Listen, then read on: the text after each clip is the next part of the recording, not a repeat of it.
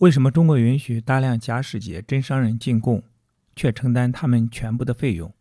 這種高額回賜的朝貢體系，真正的目的是什麼？經濟利益還是政治控制？中國人為什麼把外國使節本質上視為朝貢者，而不是平等的外交對象？太監與文官系統之間的權力關係，本質上是合作還是衝突？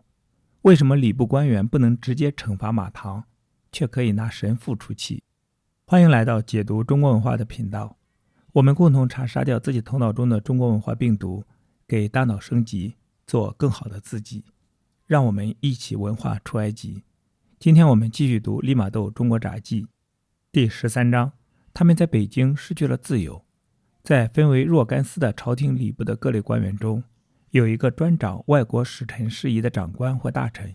也就是禮部主客司员外郎。無論這些使臣是作為藩屬來服役的，還是來向皇上進貢其他禮物的，這位長官管轄兩座館舍，或叫收容馆，也就是會同館。外國人一到皇庭，就在這裡居住。他下面還有幾名助手。當時的主管官是一個福建人。現在這批官員的主管得知神父們沒有向他的衙門報到，就已經由太監馬唐引薦皇上並貢獻了禮物。這種公然不賞臉的事使他很生氣，但他又不能遷怒於馬唐，就只好拿神父們出氣了。雖然神父們並沒有違反什麼法規，他命令4名衛官去找神父們，把他們帶上他的公堂，不得遲誤。雖然他十分清楚禮品早已經送交給皇上，但他卻佯裝不知，從而顯得好像是他們未向皇上呈遞申請書，然後又逃避了，這就會構成嚴重的錯誤。同時，毫無戒備的神父們卻正等待着允許他們請求在北京建立居留點的答复，並且希望在他們給宮廷樂師們講授完音樂課程之後，就會得到回信。使他們大吃一驚的是，某一天有10來個軍官闖進了他們的住處，叫他們趕快向他們的長官報到，並說有事要和他們談談。起初他們認為這是某個人的一種詭計，想從外國人身上敲一筆錢，並且對於是否從命還猶豫不決。這時軍官把繩子套上他們的脖子，讓他們明白這是公事。就這樣，他們去見了衛隊長官，而他則傳達了那位負責使臣事務的官員的命令。他們倒不是不想見這位官員，因為他們的禮物既然已經呈現給了皇上，所以他們希望通過這些官员而能避開太監們進一步的騷擾。衛隊長把他們作為囚犯扣留在自己的房間裡，上了鎖，放了哨，以防他們逃跑，一直關到第2天。當太監馬唐的黨羽得知這一情況後，馬上趕到队長那裡，擰斷了鎖，言辭威脅那些衛兵，把他們給嚇跑了。主要是害怕他告他們對外國人使用武力，並搶了他們一些物品。他提到要領神父們到一個比較安全的地方去，並告訴他們不要理睬管理使臣事務的長官。利瑪窦神父拒絕接受這一邀請，儘管太監告訴他說他們正受到皇上權威的保護，而正在被招進宮。然後他們同意第2天到負責使臣事務的公堂去。太監先到了公堂，他以皇上的名義警告主管官員不要過問此事，說此事已經由太監馬唐接管了。他還威脅說要出舉票來逮捕這些兵士和隊長，因為他們動用武力搶了外國人許多東西。聽到這些話，主管官和他的同僚們商議了一陣，然後回答說不管可能發生什麼事，他都不釋放神父們，而是要依法行事，把他們送到規定外國人居住的馆舍去。太監一看事情毫無進展，就決定離去，並把神父們交給了那些官員。首次開庭就座無虛席，當着滿堂的人審問了神父們。參加旁聽的還有幾個來訪的外國人。審問足足進行了1個小時，由法官提問，神父們跪在他面前答話。審問的範圍包括為什麼利瑪竇神父目無本堂法紀，竟然違法利用太監向皇上进呈禮物。被告對這一指控是胸有成竹的，聲稱他比起太監來并沒有更多的過錯。他申辯他是在太監的壓力之下這樣做的，並說既然最高的官員都抵抗不住他們的威力，外國人頂不住他，也就不足為怪了。他申訴，他至今一直都是按圣旨在皇宮中工作的，而且從他到達的第一天起，就一直想要到宮廷來，但此事為太监们的监视所阻。此外，他還解釋說，一個在許多省份無拘無束居住了許多年的人，並且以前還曾訪問過皇城的人，應當是被當作居民，而不是當作外國人來看待的。他應該免於他所被控的違法行為。在這以後，首席法官變得更加謹慎了。他告訴神父們要鼓起勇氣，不用害怕，因為他要親自把他們的請求呈遞給皇上，並且不久就可以讓他們知道陛下的決定。然而他卻堅持一件事，這可以說是對神父們當頭一棒，那就是他不願意讓他們住在北京，因此他們不得不退居到外国人的馆舍去。他還答應他們在此逗留期間，將照應他們不会缺少他們所需要的任何東西。這座外賓館是一座寬敞的建築，四周有圍牆，重門緊閉，中國人是不允許進去的，除非有特別命令，而外國人也不得離開這裡，除非是他們在中國的事情已經辦完要回國去，或者是前來出庭或奉特召進宮。這座建築裡有許多小房間，有時候住在這裡向中國皇帝進貢的外國人，為數達500人以上。這些斗室簡直就是羊圈，而不是能想象給人居住的房間。房間沒有門，也沒有陳設任何家具，連一張椅子、一張板凳或者床都沒有。這是因為所有的東方人除中國人外，都是在地板上坐、吃和睡覺的。這些為數眾多的來賓並不是以真正的使節資格到中國來的，他們來是為了賺錢，帶來禮物並希望皇帝賞賜。為了不失偉大君主的尊嚴，這些賞賜遠遠超過他所收到禮物的價值。他們把收到的錢用來購置中國商品，然後拿到他們本國出賣，獲取很大的利潤。而且他們一登上中國的土地，他們的開支就都由中國的公款報銷。看來中國人想照顧這些使節，或者不如說想照顧這些商人，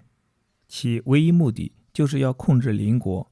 因此他們向皇上进貢什麼樣的禮物，倒似乎是無所謂的。在进貢皇上的禮品中，神父們看到一把劍，那簡直就是一塊鋼片，粗陋地從鐵碾上打鑄出來的。住在這房子裡的某個人給他配上了一個斧頭手柄一樣的木把。在同類禮物中，還有用皮條粗制濫造編成的胸甲。他們還帶來馬匹，但飼養的極差，一到北京就餓死了。然而這些蠻夷從老遠帶來的這樣一些瑣碎的東西，都使國家為他們路上的開支花費了一大筆錢。好像中國人重視的倒不是這些自稱使節的低下地位，而是炫耀他們的君主的偉大。神父們在這座所謂的館舍中一經安頓下來，他們就比住在這裡的其他人受到了更高的禮遇。他們被分配住在專為中國大臣偶爾來此視察時居住的房間裡。這些房間裡布置的有沙發、床位和加倍厚的緞面被子，並有椅子和其他必需品。工役們對他們招待更為周到，他們的聲譽與日俱增。神父們被送到這裡來住的消息一經傳開，友好的大臣們和其他同情的領袖人物們便獲准來看望他們。主管官本人從他們的朋友那裡得悉有關他們的更多情況，非常感興趣，對他們的垂青有甚於對這裡所有的其他外國人。跟主管官說話要跪着說，這是習慣，但他經常要神父們就坐免禮，甚至邀他們和他一起用飯，也請他們為他做點數學儀器之類。這樣一來，他本人也欠了神父們的人情。神父們被允許在這所房子裡布置一個小禮拜堂，每天為他們事業的成功而做彌撒。在他們被拘留在使節們居住的館舍時，從西方來了一些薩拉遜人，他們曾聽說過歐洲、印度、波斯、土耳其的摩爾人和波斯的呼盧莫斯人，甚至於西班牙人和威尼斯人。作為进貢皇上的禮物，他們帶来了光彩夺目的大理石制品，這是中國人大為讚賞的。中國人稱它為玉石或暗褐色，神父們仍然不能肯定這究竟是褐色宝石還是天青石，或者二者都不是。除了这些很硬的青宝石外，他們還带来了大量的大黄，他們是从中国境内的边境地区弄来的，用大车装运，由皇家付钱，然後他們在北京出售，值2個奧伯爾1磅，即相當於意大利的2個拜奧切。神父們從這些薩拉遜人身上肯定了中華帝國就是他們所知道的契丹，皇都就是他們的漢巴里，世界上再沒有別的國家是他們所知道的契丹了。正因為這個緣故，所以神父們早就寄書給印度和歐洲，建議那裡的人修改他們的地圖。這些地圖上是把契丹置於中國北部長城之外的。如果這看來與馬可波羅所說的漢巴里城中的無數橋梁有矛盾的話，或許這座都城現在比他那時要小一些，但即使現在，人們還會在都城裡數出成千座橋，有些是河上雄偉壯觀的橋，有些是溪流湖泊上的橋，和那些隱匿在四散的街區中間的小運河上的橋。被拘留在專為他們設置的住所裡的外國人所受的待遇很不壞，還為他們準備了糧食。要不是被派運糧的人克扣或偷了這些糧食的話，糧食還會更充裕得多。外國人離境時，由一名正式官員做東為他們舉行宴會，官員的級別要看外國人來自國家的重要性而定。在這種宴會上，這些所謂的使節都是坐在以皇上的名義做東道主的那個人的身邊。中國人把這種禮節視為對皇上致敬。在這些宴會上，他們還有音樂和歌唱以及喜劇表演。除了上各道菜以外，客人們還得到各式各樣的熟肉可以帶回他們的寓所。但問題是，看房子的仆役搶劫房客就像是貪鬼的一種娛樂，那的確太厲害了，以致使節們在這種特殊的時刻要帶着武器，以便保護他們的財產。甚至作為拘留的客人，神父們也沒有受到這種宴會的款待，因為他們沒有遵守向禮部報到的正式手續。然而他們的一些朋友開始請求這樣一種恩寵，據說如果利瑪竇神父能向負責管事的人送禮的話，就不會有任何阻力了。他對這一建議的回答是，他認為禮物最好是用來使神父們從這種情況中獲得釋放。在使節們的館舍裡強迫居住了3天之後，神父們就被招入皇宮，向皇帝的寶座致敬，就像皇帝親自坐在那裡時所應該做的那樣。這一儀式是在一間巨大的殿內舉行的，大殿很寬而且更長，看上去足可容納3萬人，是一座壯麗的皇家建築。大殿的一端有一個頂部高拱的房間，有5扇大門，通向皇帝的起居室。皇帝的寶座就在這個高拱着的圓頂的下面。按照皇帝陛下的習慣，他幾乎每天都要登上寶座，聽取臣下的奏章，處理朝廷事務，並接見使節和大臣們。他們是來感謝皇帝所賜的恩典的。從當今的皇帝決定隱退過孤獨的生活那時起，所有這些無用的禮節就都在他那空着的寶座前照例舉行，並且沒有一天不是有許多人來自大帝國的遠方，以這種或那種原因向皇上致賀的。在這座周圍都是富麗堂皇的建築的大宮殿裡，有一支1000人的衛隊，在晚上擔任警戒。此外，在圍繞着這裡1投石之遠的叢林中，還有執勤的人。5個大門的每個門口都有大象，也是布置作為防衛用的。被召入宮的人必須天亮以前就在門口等候，日出時，兵士和大象就走出来。那些來向皇帝朝賀的人都被讓穿上一件特別的紅袍，手執一塊大約2手長和4指寬的象牙，捧在嘴前。於是他們來到寶座之前，慢條斯理地進行一套跪拜，花去不少時間。這些禮節必須在禮官的指導下事先全部排練好，以免出錯。指定給神父們的禮官是原籍薩拉遜的中國人，大概是推测他們都來自同一個國度。他們也作為招待人而陪伴着神父們。在場的還有一些官員，專對極細小的疏忽進行處罰，還有一名朝官用清晰的聲調按時高喊跪、起立和其他應該遵守的程式。在他朝拜皇帝寶座的那一天，利瑪竇神父拜訪了內閣最高主管，也就是禮部尚書朱國祚，事先通報了他屬於士大夫階層，並將這樣穿戴。主管官和他的同僚們按適合於這個階層的禮儀接見了他，並答應在最近的將來就他的請求向皇上呈遞一個奏折。由皇宮返回使節的住處後，他們就被領到執事官那裡去向他致意。那位执事官從座位上站起來，深深鞠了一躬答禮，並說他從來不習慣於這樣崇敬任何一個使節的，哪怕是從最重要的國家來的使節。就在那一天裡，還有幾個秘書來拜訪了他們，向他們問了各種問題。其中一個是為最高主管官了解情況的，他急於知道他們到中國來的主要目的是什麼。他們把這個問題看作是官方的提問，而實際上也是如此。因此他們決定對自己的計劃發表一項明確而大膽的聲明。他們把聲明寫成文字，說他們的上級派他們來是傳播天地主宰的唯一上帝的教義的，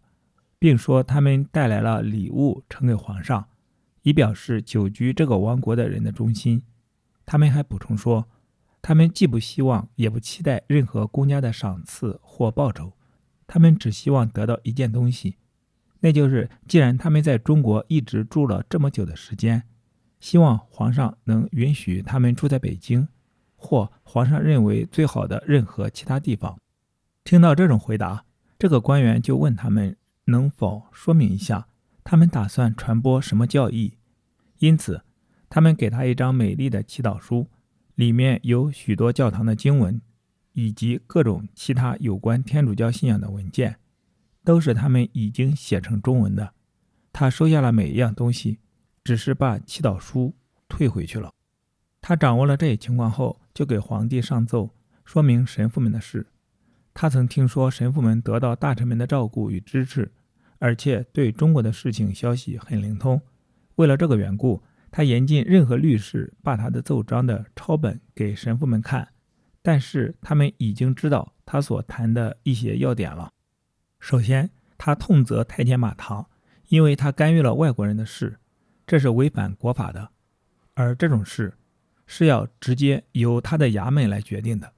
其次，他指控神父們通過太監插手把禮物呈給皇上，也犯了同樣的法，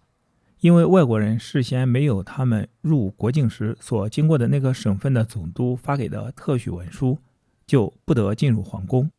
然而他認為外國人可以寬免，因為他們對中國的習慣一無所知，而他們的禮物應該加以報償。他還認為利瑪竇神父可以給予穿戴朝冠服飾的殊榮，每個神父還應賜予若干超過他們禮物價值的絲絹。最後他結論說，不管朝臣們怎樣決定，神父們都應送回廣東省去居住，否則的話則應遣送回國。這就是專司外國人館舍的這位官員以神父們為墊腳，對朝臣們所憎恨的馬唐所加的罪狀。通過從太監那裡得到的報告，事先就已經知道皇帝對拘捕神父一事是極不高興的，對他們被禮部所拘留的報告也不高興。他還說，有什麼必要把這些人關起來呢？他們被打成強盜嗎？讓我們看執事官對他們如何處理吧。當剛才所提的那份奏章呈給他時，他把它擱在一邊，這就等於是留中不發。在類似的情況下，皇上一般是要批答的，然後交給官員替他按古老的法律和慣例去辦理。人們很難置信這一切是怎樣折磨着這個特別衙門的官員的。人們都相信皇帝的做法是要照顧神父們的，並且似乎可以肯定，這一切都是由於神父們和他的朋友太監們拉交情而得以實現的。因為那個官員已經在他的奏章中埋怨過他們，並且把他們禁閉在外國人居住的館舍裡。此外，他還虐待利瑪竇神父，而利瑪竇是一個曾長期在中國居留並和幾個省的領導人都是熟人，其結果就是負責外國人館舍的官員不管當地法律，允許神父們有更多的自由，可以去拜訪他們的朋友或任何他們想要見的人。利瑪竇神父利用這種特權去拜訪了他的朋友們，徵求他們的意見並要求幫助。有些朋友很樂於盡力相助，特別是利瑪竇神父以前拜訪過的那位極為仗義的大官。使那位官员意外的是，這位朋友竟然留利瑪竇神父談了3-4個小時，並要在自己家中設宴款待他。整整過了1個月，呈給皇帝的奏章仍然沒有答復。這個官員又呈遞了另一份與第一份迥然不同的奏章，其中沒有提到太監們，而且對神父們也很客氣。他說他們的行為對皇上是很谦恭的，而且他們來此是出於自願，而不是由他們的君主派來的。他們還帶來了新奇珍貴的禮物。他還增添了第一次奏章中所要求的回赐，而第一次奏章神父們是有一個副本的，這個第二次奏章是完全可以接受的。只有一項是皇帝不喜歡的，那就是要神父們永遠離開北京。皇帝不想看到神父們離去，但又不願違法把他們留下来，除非是朝臣們要求他們留下来。奉命管理自明中的太监們也打算把神父们留下来，怕的是如果有一座自明钟出點毛病，沒有人會修理。他們講述了怎樣留下自明鐘不被人取走的動人故事。皇太后聽說有人送給皇上一架自明鐘，他們談到他時使用了這個名詞，他要皇帝叫太監把他送來給他看。皇帝想到他可能會喜歡他，到時候就決定留下了。同時他又不想拒絕他的要求，便把管鐘的人叫來，要他們把管报时的發條鬆開，使它不能發聲。皇太后不喜歡不能明時的鐘，就把它還給了他的兒子。言歸正傳，神父們毫不遲疑地建議禮部的官員們把他們允許神父們住在北京的事寫入第二次奏章中。神父們說，他們認為沒有提到這一點，正是皇帝對第一次奏章拒不作答的唯一原因。關於這一點，官員們斷然拒絕了，聲言這是違反國法的。再向皇上呈遞第3個以及其他奏折，但通通都沒有得到答復之後，他們開始相信每一個奏折都只是起了提高外國人地位的作用。皇帝拒不作答，是因為在他的奏折中沒有提出那項特別的請求。最後，這種努力看來似乎已經是沒有希望了。利瑪竇神父便開始探求是否能得到他的朋友們的一臂之助，使傳教士們能擺脫目前的困境以及與之相聯繫的不體面。有一些他們接觸過的人試圖對禮部官員們施加影響，最後還是我們所提到過的主管吏部的官員才把這個問題了結了。有一天，他來到管外國人管事的官員或者說主事那裡，斥責他沒有讓神父們離開這座牢房進城去。官員回答說，他這樣做是因為利瑪竇神父把應歸禮部的事交給了太監去做。他的朋友聽了之後勃然大怒，說，誰不知道稅務太監此人搶劫殺人的勾當，通國大臣誰有勇氣膽敢約束他馬堂，你卻埋怨一個外國人沒有抵抗他的侵犯。說完這話，他轉身就走，對這個他委以官職的人感到憤怒，而他也可以以同樣輕而易舉撤他的官職的。這位管社官員的級別要低於同類的許多人，擔心可能發生的事，便派人通知利瑪竇神父，叫他盡快交一份稟帖，說由於健康不好，而使節館舍內又缺乏醫藥和其他必需品，所以要求允許他本人和他的同伴遷居城裡。這位官員寫了一份文件，允許他們有充分權利自己租賃房屋，在城內他們願意的任何地區居住。他派了4名差役，每5天給神父們送去同樣定量的為他們所習慣接受的食物，他們包括米、肉、鹽、酒、蔬菜和薪火。他们還派1名差役供他們經常使用。自然，神父們對這種解決他們問題的辦法非常高興，他們感謝上帝把他們從監禁的境況中釋放了出來。即使他們由於在這種地方受到拘留，名譽受了損害，但因允許他們自由，所以儘管有現行的法律，他們的名譽還是完全恢復了。以上是原書的正文部分，後續是從解讀中國文化的視角做出的幾點總結。第一，文官和太监的衝突，傳教士成了人質。禮部官员之所以抓捕利瑪窦，不是因為恨他，而是因為恨馬唐。馬唐繞過禮部，直接把禮物送給皇帝，這是在公然踐踏文官系統的職權。利瑪窦發現自己陷入了一個死循環，求助太監能進宮，但會得罪百官；依循百官能合法，但會永遠見不到皇帝。這種行政權與特務權的撕裂，正是大明走向崩潰的縮影。第二，朝貢的假面具，一場國家級的買賣。館舍裡住着500多個所謂的使節，他們帶來的禮物是粗陋的鐵片劍、爛皮甲，這根本不是外交，而是以朝貢為名的變相貿易。大明朝為了維持萬邦來朝的虛榮，不惜用公款報銷這些商人的差旅費，並給出數倍的回賜。利瑪竇作為一個真正的奉獻者，在這裡充滿銅臭的使節管理，從而顯得格格不入。第三，空王座的審判，缺席的最高權力。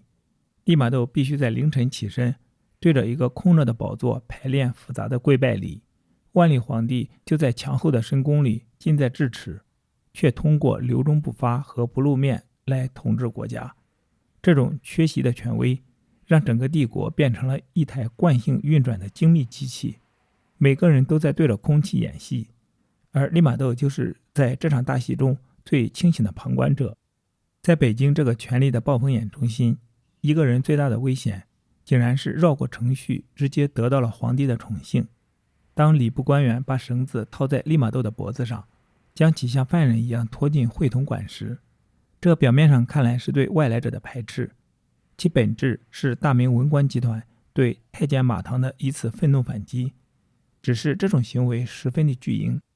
在這座被稱為使節館舍的半透明監獄裡，利瑪竇在一群帶着假貢品、騎着瘦馬，只為騙取皇帝回賜的假面使節中，保持住一種士大夫式的優雅。而當他最終發現那個傳說中的契丹其實就是他腳下的中國時，這種地理學上的大發現抵消了他在空蕩蕩的寶座前機械跪拜時的荒誕感。在會同館，利瑪竇遇到了一群從中亞和西亞來的撒拉遜人，通過與他們的交談，利瑪竇終於完成了歐洲地理學史上最重要的一次對齊。馬可·波羅筆下的契丹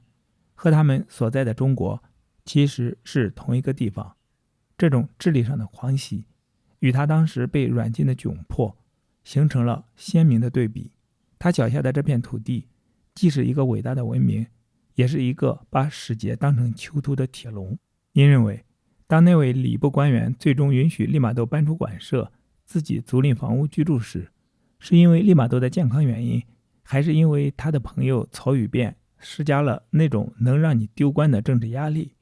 在這種權力的潤滑下獲得的自由，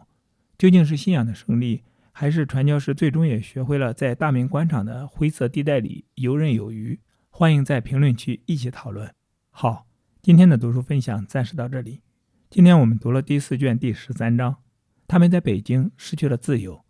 期待在下一次的解讀中國文化中與你再相逢。